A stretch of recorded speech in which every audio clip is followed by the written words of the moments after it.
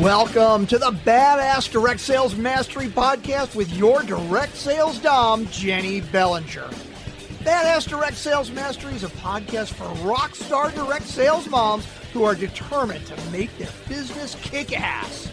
Jennie will share her knowledge of effective sales and recruiting techniques, tips to get what you want from your business, and will interview direct sales professionals and leaders from various companies. The interviews will give insight to how these rock stars got to where they are and where they plan to grow in the future. And now, the direct sales dom, Jennie Bellinger. Welcome back to another episode of Badass Direct Sales Mastery. I'm your host, your direct sales dom, Jennie Bellinger, helping you whip your business into shape. And today I have with me Todd Krause. And Todd is the owner of the cleaning authority Fishers, where he grew the business from $1.8 million to over $4 million in revenue while building a diverse, high-performing team and an award-winning workplace culture. A CPA and MBA with decades of leadership experience across finance, banking, and entrepreneurship, Todd has helped grow organizations ranging from startups to multi-billion-dollar enterprises. Today, Todd is the founder of Silver Sun Consulting, where he works with home service business owners to help solve the growth challenges that keep companies stuck. His work focuses on building strong leadership, effective systems, and thriving workplace cultures that allow businesses to scale without chaos, burnout, or owner dependence. Todd, welcome to the show. Thank you for having me, Jeannie. It's really such an honor to be on your show. Oh, well, I'm glad to have you here. And one of the things that I was really excited to talk to you about today is leadership, because that is something that a lot of sellers and leaders of teams and network marketing and MLM are always looking to help improve their leadership. Because when you've got a team of volunteers, how do you get them to do stuff? So tell us your journey into leadership. How did you get from starting as a CPA and MBA, starting with a business, into becoming the leader that you've become? If you look at the resume, it looks like a fairly traditional path. Mm-hmm. And I've had a lot of very traditional corporate sounding titles along the way, including spending a whole bunch of years in the C-suite. But when you take the top layers off and look at what I really did, I worked for years on the alternative investment side of the world. So when you hear that, you think hedge funds, venture capital, private equity. And I did operational accounting and finance for a long time. So I was the one who literally set up the legal structure of the companies, created and implemented their operations, made sure things hummed along well. And when they weren't needed, liquidated the assets and shut down the companies. So it let me touch and be a part of many, many different organizations. And it was just an amazing spot to be on, be able to see what worked and what didn't work. So I always tied things back to, I think, how my father raised me and how he ran his business. He was always very caring and giving. He was always the one who made sure that problems were solved for his customers. He would even solve problems that he noticed before the customers even noticed. I remember going along with him on his routes and seeing that, and always carried that with me. So I've always seen the world probably just a little bit differently than what we hear today in the media. Because if we listen to the media today, technology, AI is going to take care of all of our problems. And we're also hearing AI is going to take away all of our jobs because it's going to do everything for us. Well, that's not really true. They are wonderful tools used appropriately in their places where they do their best work. They are amazing in what they can do. But we still have the people that we serve and the people who work with us and for us. There's a tremendous untapped potential in those people. It's really the difference between somebody who drags themselves to work because they need a paycheck on Friday, or somebody who brings their heart and soul to work and they care when they do work.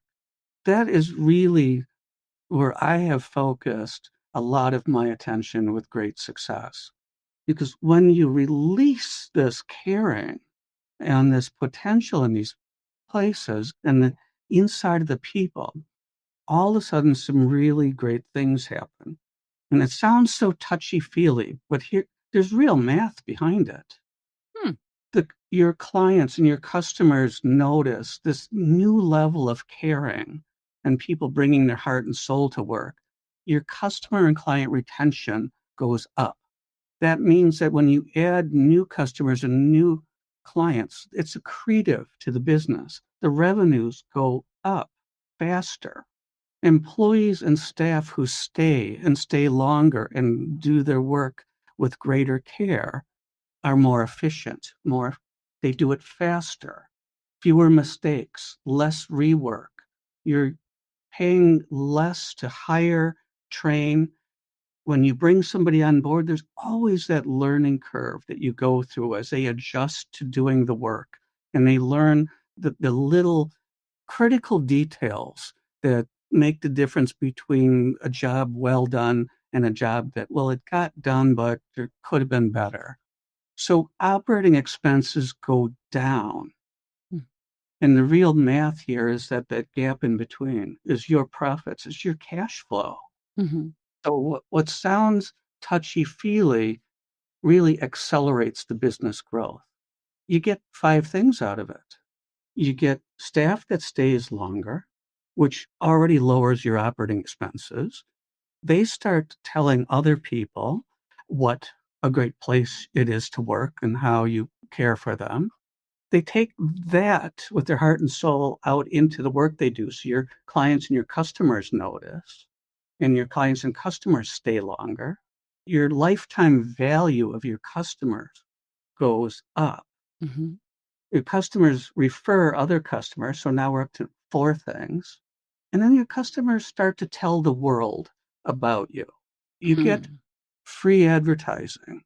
But it's a type of advertising that you just can't beat. Because when somebody leaves a Google review with an actual message and says, what a great job they did. And by the way, here's a couple of pictures of the great job. Yeah. That's like gold to any business. Yeah. You can't beat that. When you're out there selling and you're trying to convince the next prospective customer that you're the right choice, Mm-hmm. reviews and word of mouth like that is unbeatable. We live in a world where we filter information because there's so much of it. So what do we start focusing on? If we're shopping on Amazon, we look for the things with the most reviews and we narrow it down to the top few items and we say, well, is it item 1A or item B or maybe item C? Because guess what? One has 15,000 reviews, the other one has 8 or 9. Then we've got this third one that has 5 or 6, and the rest of them have 200 or 300 reviews. Yeah. So we don't even consider those. We look online and we say we need a business to help us with maybe a plumbing problem, or we need a lawyer or an accountant, and nobody goes past the first page. Mm-mm. Most people don't even look past the top 2 or 3. Yeah. So those reviews and those ratings and stuff are our filtration system. It's how we eliminate the noise Yeah. because there's just too much of it coming at us through social media, through the internet. So we can only process so much. And we reduce our choices down to 2 or 3 based on it. And then we start reading, well, what is the reviews? And today, Google gives us this overview. So now Google's going to summarize what everything says and put it into a nice, neat little paragraph for us. And we oftentimes make our decisions based on those overviews without even clicking on websites these days. It's a very different world now, selling. Yeah. So suddenly, how do we rise to the top? Well, we're going to rise to the top by doing it differently and not sounding like everybody else who's shouting, look at me, look at me, look at me. There's some real power to these quieter conversations that just say, here's who I am. This is what we do. These are how we solve your problems and the results that you're going to get. Yeah. Well, I was going to say, sorry to interrupt, but what came up for me as you were sharing that was when you were talking about those 5 things that happen when you take care of your people and you take care of your customers. So when I say your people, your team, your staff, if if you have employees, of course, for direct sellers, and MLM people, we have a team of volunteers, right, who are also doing business with us, but they're not employees. I'm going to put air quotes around that. But what came up for me was, interestingly enough, my father started a business after he retired from the military. And one of the things that was really important to him was building that culture for his employees and taking really good care of them, because he knew that he couldn't be there to interact with in this case, it was a medical practice. He wasn't working with every patient because he had multiple doctors and, you know, PAs and LPNs and whatever other providers who were providing healthcare. So he couldn't take care of everyone the way he wanted to. So he knew he had to take care of his people so that they would take care of the patients the way he wanted all of his patients to be cared for, right? So it was very interesting because I was like, oh man, that's all the stuff my dad's business experience. Because then when he retired and a hospital system took over, I heard from patients they were not happy with the way things were showing up anymore, because they're like, it's different people. They're not as caring. They're not as, nice, and that changeover really showed. So what you were sharing there, I mean, it really, really, really works. I mean, this was evident, 20 to 30 years ago with my dad's practice. So that was really interesting to be able to see that connection there. And as I mentioned in your introduction, you developed an award-winning team culture. How did you begin to do that with your staff? Where did that begin, and what kind of system did you put into place to make sure that your team had this amazing, like, award-winning culture? Well, I teach several different things through my keynote Mhm. speeches, but it really all goes back to answering the question that you have. So I do a keynote speech about thriving workplaces. We talk about the 3 pillars being caring, positivity, and culturally competent. So under each of those pillars, we talk about, well, what is a caring workplace? And then what is a workplace that is positive? And then culturally competent.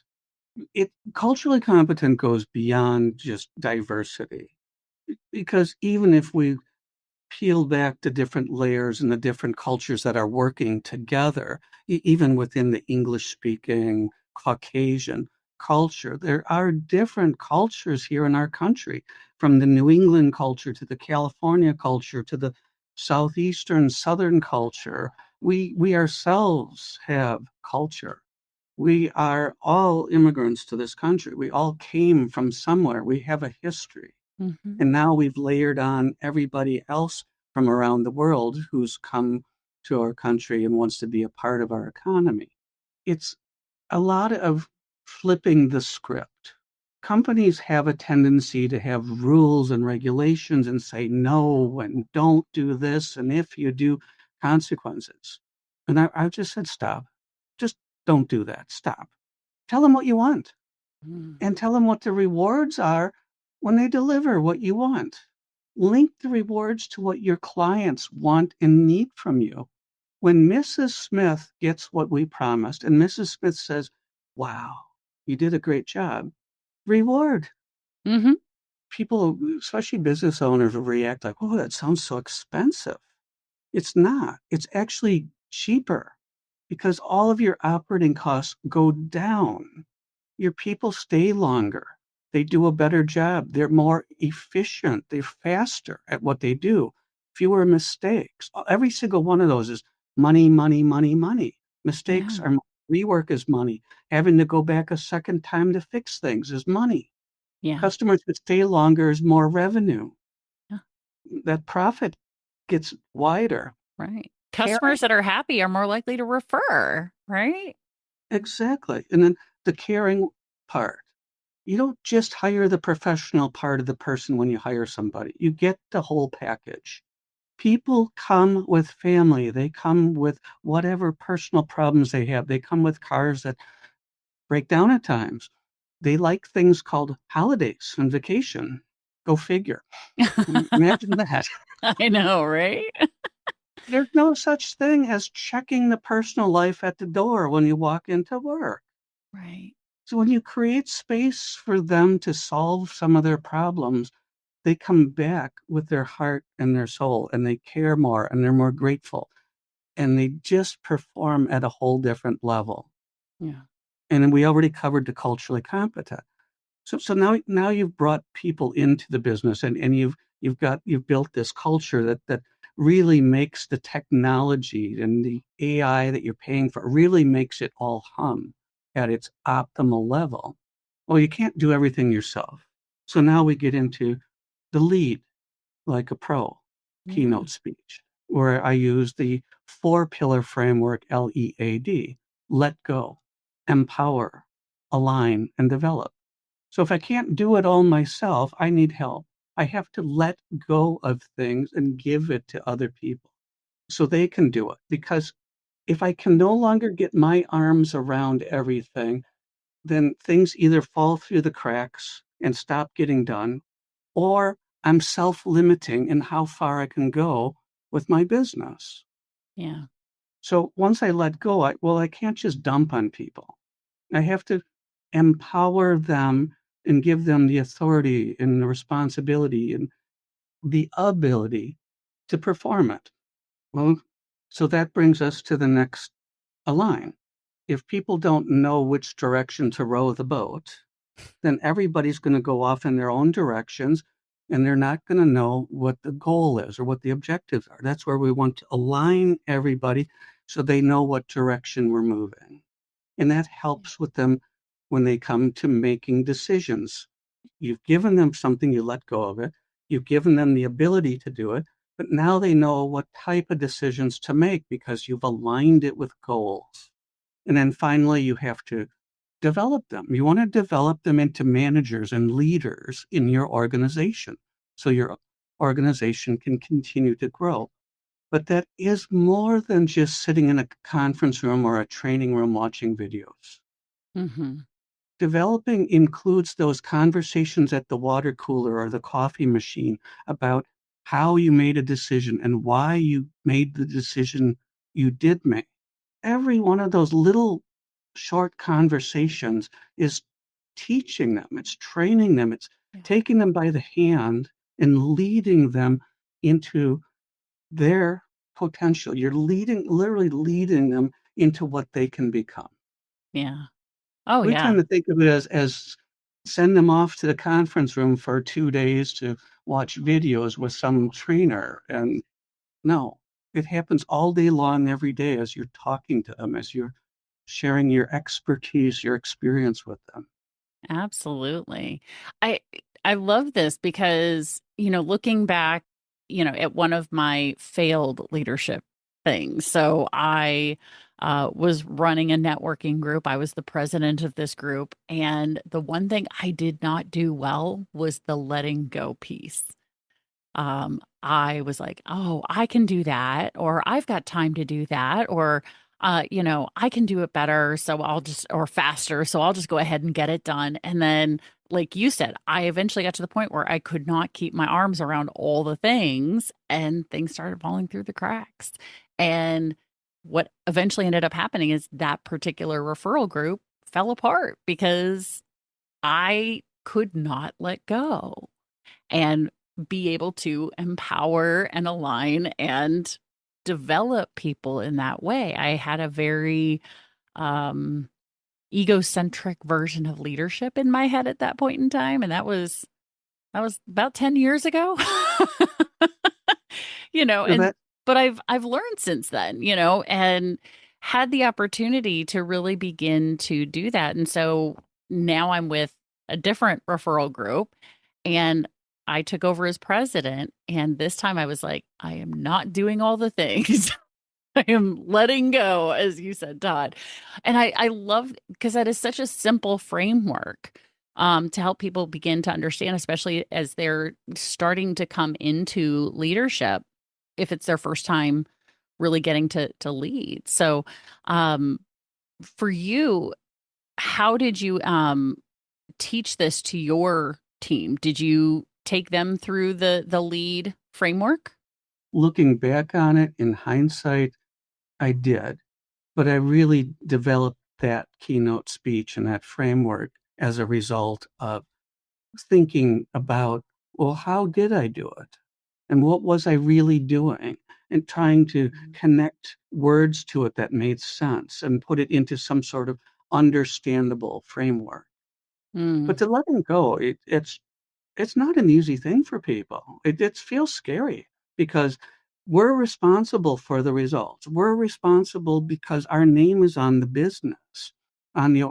organization. We don't want anything to slip or to fail. So you start with something simple and you pick that thing up off of your desk and you hand it to somebody, and then they do it well. And you say, oh, that feels good.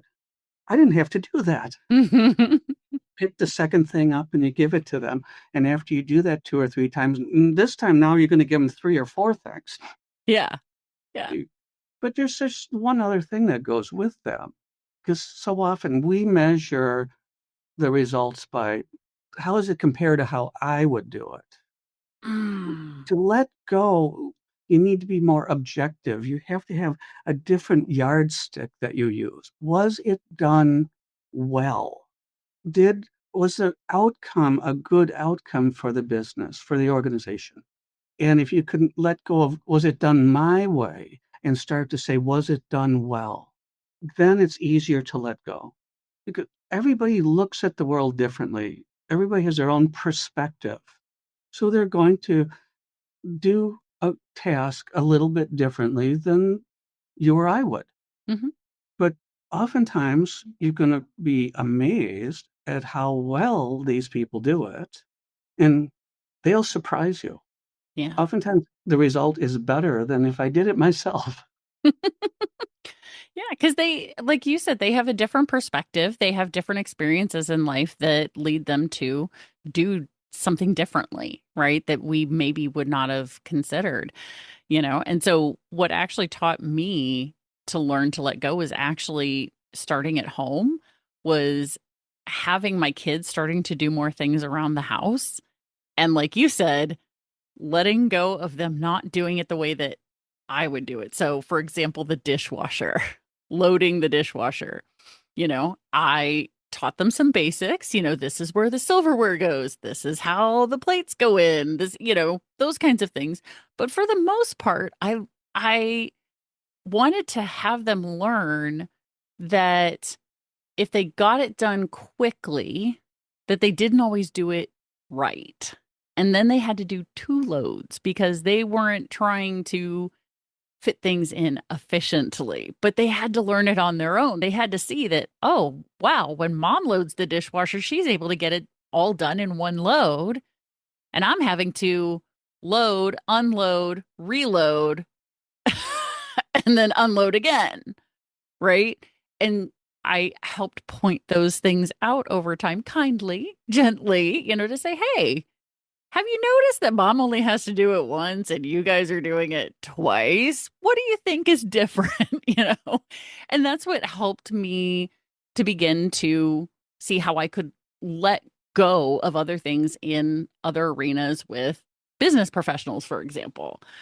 So I think it's starting with something as simple as doing it at home.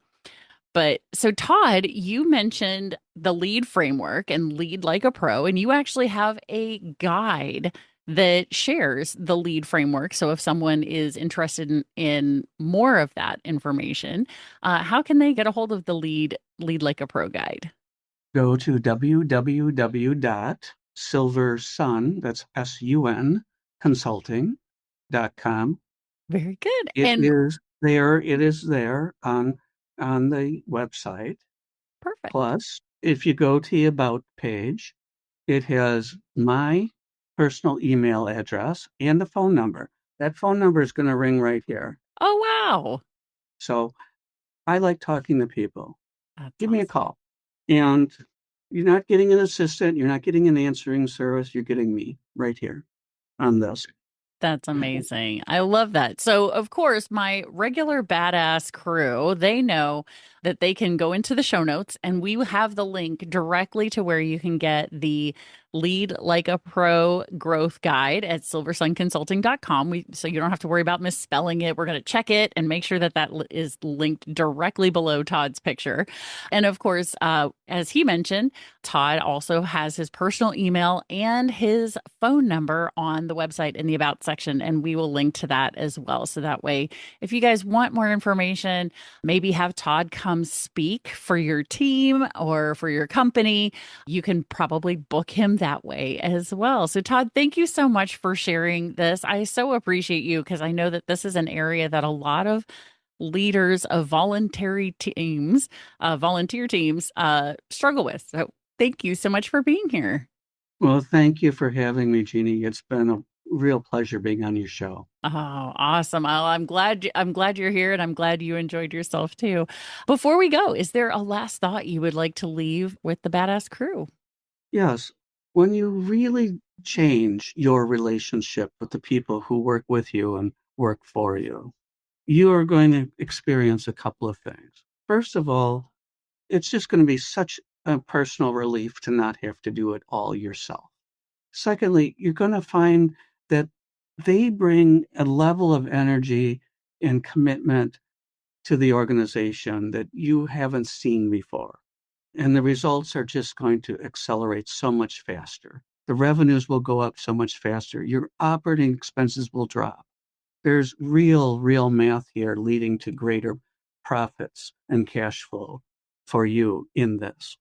I love hearing that. Well, thank you again for being here, Todd. We really appreciate you. And of course, badass crew, if you enjoyed what Todd had to share today, please reach out and share the gratitude that you feel and your biggest takeaway, because of course we know gratitude is the highest vibration and wonderful frequency that we can share out with others, and thank him for what you learned from today's episode, and connect with him and grab that Lead Like a Pro growth guide to help you in your own leadership growth. So, and of course, badass crew, stay tuned because as you know, there's another badass episode on its way. Thanks for listening to the Badass Direct Sales Mastery Podcast with your direct sales dom, Jennie Bellinger. Why are you waiting to go to badassdirectsalesmastery.com? Don't make the dom get her whip. If you enjoyed this episode, make sure to share it with another rock star that you know in direct sales after you subscribe to the podcast so you won't miss any future episodes. You can also check out the show notes for links and any contact information mentioned in today's episode. We'll see you next time.